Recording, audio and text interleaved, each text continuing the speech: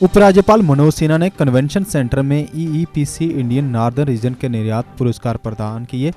Engineering export के क्षेत्र में किए गए उल्लेखनीय कार्यों को स्वीकार करने के लिए भारत के इंजीनियरिंग एक्सपोर्ट प्रमोशन काउंसिल द्वारा पुरस्कार समारोह के 50वें एडिशन का आयोजन किया गया था।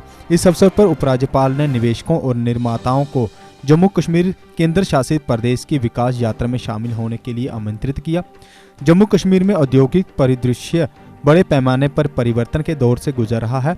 हम संभावित निवेशकों के लिए make in Jammu and Kashmir, make for the country and the world के दृष्टिकोण को साकार करने के लिए एक अनुकूल परिस्थिति की तंत्र बना रहे हैं। EEPC India northern region export के अवार्ड समारोह को बुधवार को संबोधित करते हुए मनोज सिन्हा ने कहा कि केंद्र शासित प्रदेश में बीते 2 साल में स्थिति काफी बदली है और अगले 2 सालों में और भी बड़ा बदलाव देखने को मिलेगा। उन्होंने कहा कि बहुत से लोग जहां कानून व्यवस्था को लेकर चिंता जताते हैं, मैं आपको आश्वस्त करना चाहता हूं कि जहां काफी कुछ बदल चुका है। अनुसंधानकर्ताओं, डिजाइनरों और उद्योग को एक साथ संगठित करके इंजीनियरिंग क्षेत्र ने कोरोना के सर्वप्रथम वेव के दौरान देश को अनेक प्रकार की उपलब्धियां दिलाई हैं, चाहे मेडिकल डिवाइस हो, आधुनिक चिकित्सा के उपकरण हो। और मैं मानता हूं कि आत्मनिर्भरता की दिशा में इस सेक्टर ने बड़ी भारी अपनी भूमिका का निर्वहन किया है और जिसका प्रतिफल मुझे लगता है कि पूरा वातावरण देश का जो बदला है, एक उत्साह का वातावरण आज दिखाई पड़ रहा है। ये सच है कि माननीय प्रधानमंत्री जी ने जब आत्मनिर्भर भारत की बात करी तो मैं उस कहानी या इतिहास में नहीं जाना चाहता हूं कि छोटी छोटी चीज़ों के लिए भी हम किस तरह से दूसरे पर आश्रित हुआ करते थे। ये सही वक्त है, ये सही वक्त था जब भारत के सम्माननीय प्रधानमंत्री जी ने देश के उद्यमियों का, देश की युवा पीढ़ी का आह्वान किया, सबका आह्वान किया। और केवल टेक्नोलॉजी, इनोवेशन, इंजीनियरिंग, मैन्युफैक्चरिंग नहीं, बल्कि मैं तो मानता हूं कि वो कल्चर हो, इथोस हो, हर क्षेत्र में अब भारत को अपनी पहचान एक आत्मनिर्भर भारत के रूप में बनाने की जरूरत है। उस संकट की घड़ी में भी ईईपीसी इंडिया, महेश देसाई जी और उनके सहयोगियों ने महत्वपूर्ण भूमिका निभाई है। मैं इसके लिए भी आप सबका साधुवाद देना चाहता हूं। आप सबके बीच 2-4 बातें मैं कहना चाहता हूं। भरोसा भी आपने जाहिर किया, इसके लिए मैं आभारी हूं। और मैं भारत के प्रधानमंत्री जी का हृदय से आभार व्यक्त करना चाहूँगा, जिनके कारण एक इंडस्ट्रियलाइजेशन के लिए एक अच्छी स्कीम भारत सरकार ने, जिसमें 28,400 करोड़ रुपए का इंसेंटिव दिया गया है, जम्मू कश्मीर को उपलब्ध कराई। और आज हम कह सकते हैं कि ज्ञान और संस्कृति की धरती पर अब ये धरती इंटरनेशनल बिजनेस के मैप पर भी अपनी उपस्थिति दर्ज करा रही है और आगे इसके फुटप्रिंट और मजबूत दिखाई पड़ेंगे। मुझे उम्मीद है कि प्रधानमंत्री जी के $400 बिलियन के भारतीय निर्यात और इंजीनियरिंग क्षेत्र के कुल $107 बिलियन तक पहुंचने के लक्ष्य में आने वाले दिनों में जम्मू कश्मीर भी बढ़ चढ़ करके योगदान कर सकेगा। आप सब परिचित हैं, कोरोना महामारी और अन्य चुनौतियों के बावजूद हम जिस महत्वाकांक्षी निर्यात लक्ष्य को हासिल कर रहे हैं, वो हमारे इंजीनियरिंग एक्सपर्टीज, मैन्युफैक्चरिंग सेक्टर की गुणवत्ता, उत्पादकता और प्रभावशीलता, ये सबको दर्शाता है। अभी कुछ दिनों पहले मैं रूम्बा, मैंने एक रोबोट गार्डनर, जिसे रोबोट माली कह सकते हैं, के बारे में कहीं पढ़ रहा था। जो धूप हो, बारिश हो, तो वो घर के बगीचे की सफाई कर सकता है।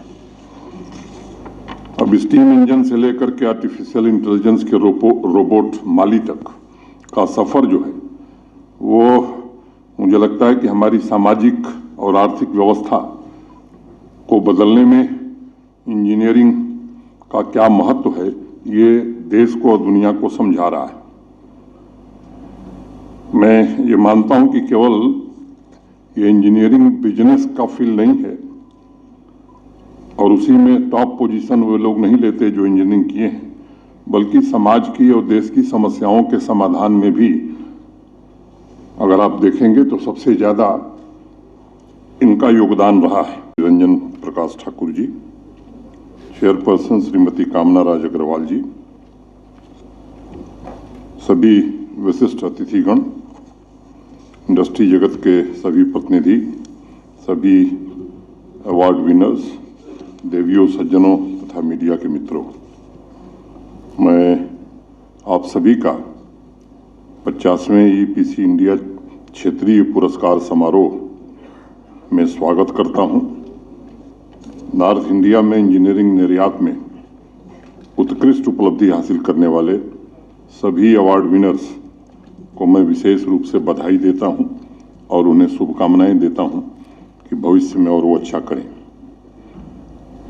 सोमवार को कॉमर्स तथा इंडस्ट्री मिनिस्ट्री ने एक डेटा रिलीज किया है जिसमें कहा गया है कि भारत का कुल निर्यात बढ़कर के $56.51 बिलियन हो गया है, जो पिछले साल की इसी अवधि की तुलना में 35.16% की पॉजिटिव ग्रोथ शो कर रहा है और अक्टूबर 2019 की तुलना में 29.13% की पॉजिटिव ग्रोथ दर्शाता है। चंद महीने पहले ईपीसी इंडिया की एक रिपोर्ट आई थी जिसमें कहा गया था कि भारत से इंजीनियरिंग सामान का निर्यात इस वर्ष जुलाई महीने में $9.14 बिलियन के उच्चतम स्तर पर पहुंचा था, जो देश के कुल व्यापारिक निर्यात का 1/4 माने 1/4 है। ये आंकड़े हमारे निर्यात के व्यापक स्केल को व्यक्त करते हैं और विदेशी व्यापार में इंजीनियरिंग सामान की उचित हिस्सेदारी को भी परिलक्षित करते हैं। लेकिन आज की सबसे मुख्य एवं बड़ी बात यह है कि ईपीसी इंडिया इस साल जम्मू में अपना ये समारोह आयोजित कर रहा है। मैं मानता हूं कि उद्योग जगत में जम्मू कश्मीर, या मैं कहूं कि एक नए बदलते हुए जम्मू कश्मीर को पहचानने का काम आप सबने भी किया है, से कम है। मैं आज इस कार्यक्रम के माध्यम से यहाँ उपस्थित इंडस्ट्री के लोगों तथा देश भर के इन्वेस्टर्स का मैं आह्वान करना चाहूँगा कि आइए जम्मू कश्मीर में निवेश करिए। हम आपके स्वागत के लिए खड़े हैं, तैयार हैं और अपने प्रोडक्ट का निर्माण करिए। उसमें जो भी सहायता सुविधा प्रशासन की ओर से चाहिए, मैं आपको जिम्मेदारी के साथ और ईमानदारी के साथ ये भरोसा देता हूँ कि आपको कहीं कोई अड़चन नहीं आएगी, इसको सुनिश्चित किया जाएगा। श्रीनगर को आप जानते हैं, अभी हाल ही में यूनेस्को की इंटरनेशनल क्रिएटिव सिटी की लिस्ट में शामिल किया गया है। जम्मू कश्मीर के हैंडीक्राफ्ट, यहाँ की कला, मैं समझता हूँ कि पूरे दुनिया में इसकी स्वीकार्यता है। ये कुछ बातें ऐसी हैं जो दर्शाती हैं कि निवेशकों को जम्मू कश्मीर में अनुकूल माहौल मिल सकता है और हम ईमानदारी से इसकी कोशिश करेंगे। जो नीति हमारी है, सभी सेक्टर्स को 14 सेक्टर हमने आइडेंटिफाई किया है और सभी सेक्टर्स को आगे ले जाना हम चाहते हैं। पिछले महीने ही रियल इस्टेट, औद्योगिक park, IT tower, medical college, super speciality hospital, इन सब चीज़ों पर भी साइमल्टेनियसली हम काम कर रहे हैं। वो चाहे दुबई की गवर्नमेंट हो या अनेक ऐसे देश के ग्रुप हो, मैं विवरण में नहीं जाना चाहता हूँ। डीपी वर्ल्ड के चेयरमैन भी आए थे, तो उस दृष्टि से भी हम काम कर रहे हैं। कंटेनर कॉरपोरेशन जो रेलवे का पीएसयू है, वो भी यहाँ हमारे यहाँ है। अब लक्ष्य भी कुछ हमको तय करने पड़ेंगे। अभी तक 1500 करोड़ रुपए का निर्यात हम करते हैं। अब इसको निश्चित रूप से हम आगे बढ़ाना चाहते हैं और अच्छी मात्रा में बढ़ाना चाहते हैं। जिन सेक्टर्स में हम फोकस कर रहे हैं उसमें इंजीनियरिंग उद्योग भी प्रमुख रूप से शामिल है और मैं व्यक्तिगत रूप से इस उद्योग से जुड़े सभी इंडस्ट्रियलिस्ट को जम्मू कश्मीर में इन्वेस्ट करने के लिए आमंत्रित करना चाहता हूं, क्योंकि आपके लिए अवसर बहुत हैं और पूरे प्रशासनिक अमला की प्रतिबद्धता है कि आपको कोई कठिनाई न हो लिया था। और 5% का इंटरेस्ट सबवेंशन मैं समझता हूं कि देश में कहीं भी जम्मू कश्मीर के अलावा अक्रॉस द बोर्ड बिना किसी भेदभाव को सबको देने का काम हम लोगों ने किया।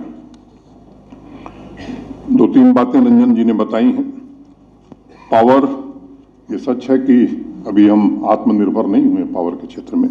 3500 मेगावाट बिजली हमारे यहाँ बनती है। जिस तरह से लोगों की रुचि है यहाँ इंडस्ट्री लगाने में, मैं मानता हूँ कि ये पर्याप्त नहीं है। एनएचपीसी के साथ हमने कुछ एमओयू साइन किए हैं और 70 साल में जितनी पावर जनरेशन यहाँ होती है, आने वाले 5 वर्ष के अंदर उतनी ही पावर जनरेशन जम्मू कश्मीर में और हो जाएगी। तो 6 power plant NHPC hydro power plant यहाँ लगाने जा रहा है। ऊर्जा के और भी वैकल्पिक स्रोत क्या हो सकते हैं, उस पर भी संजीदगी से काम हो रहा है। जब तक ये जनरेशन नहीं होता है तब तक इंडस्ट्री को क्वालिटी पावर मिले, इस दृष्टि से भी काम प्रारंभ हुआ है। आप सबको मालूम है कि ट्रांसमिशन और डिस्ट्रीब्यूशन का हमारा सिस्टम ये अच्छा नहीं था। 15 साल 20 साल पहले जो परियोजनाएं स्वीकृत हुई थी वो भी नहीं पूरी हो सकी थी।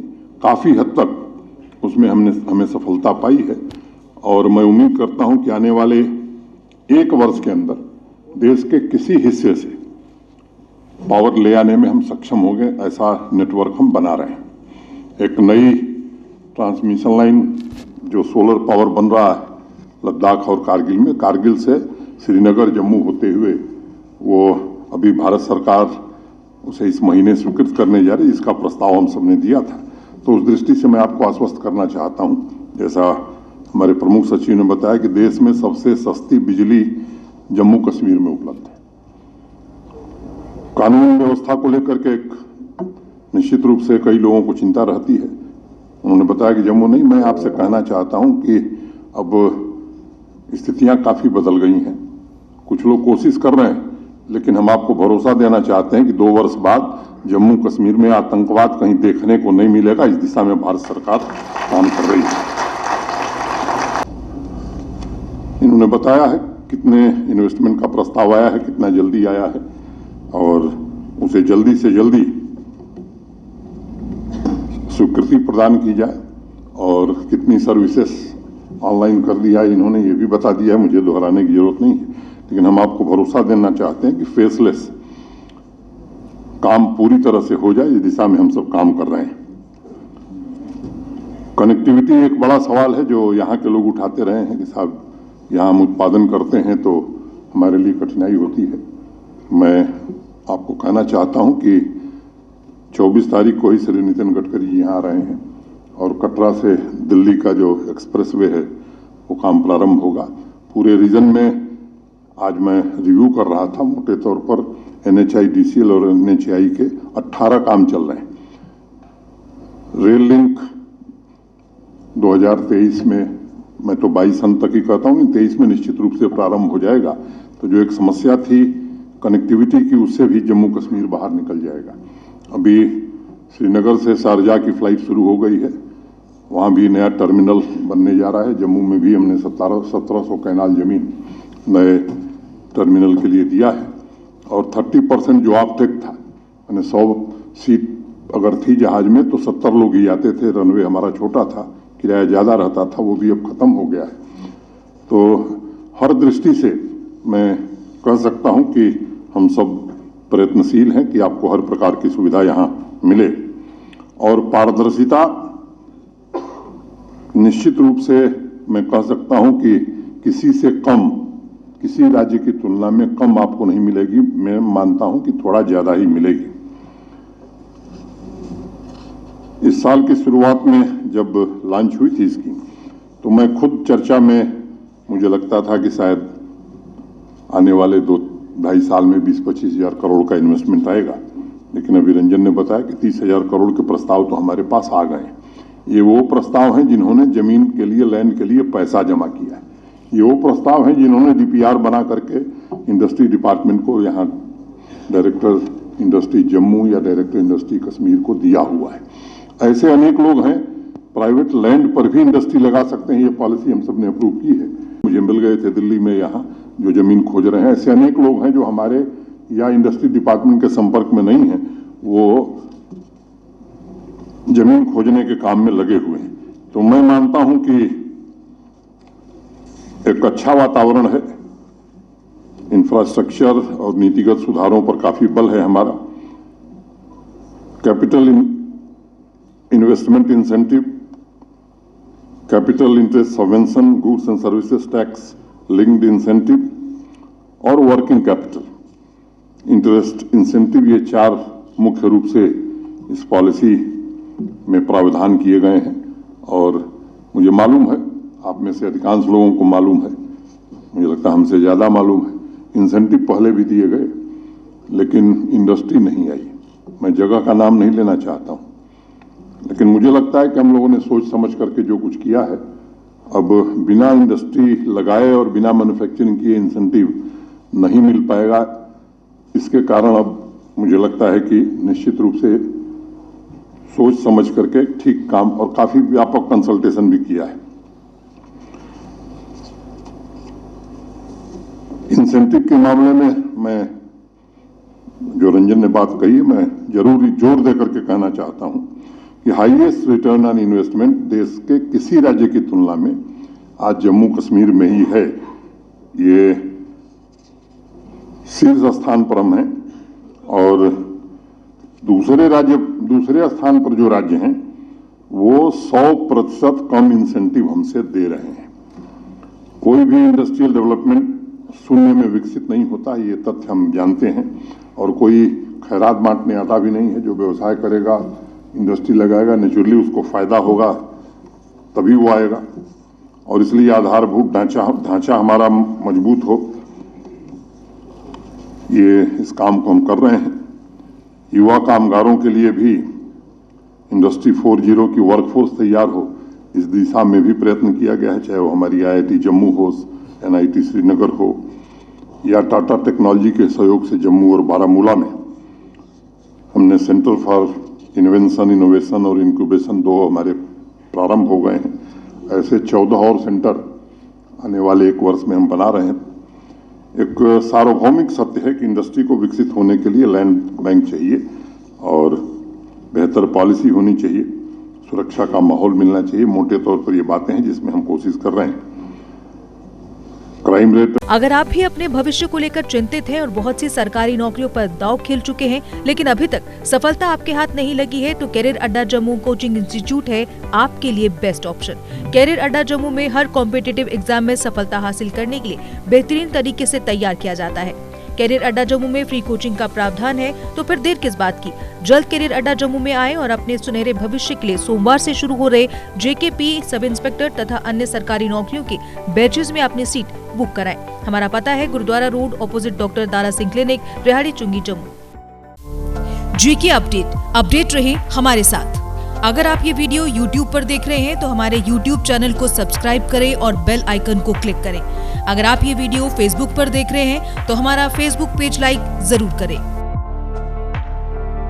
For advertisement please contact 7051091811।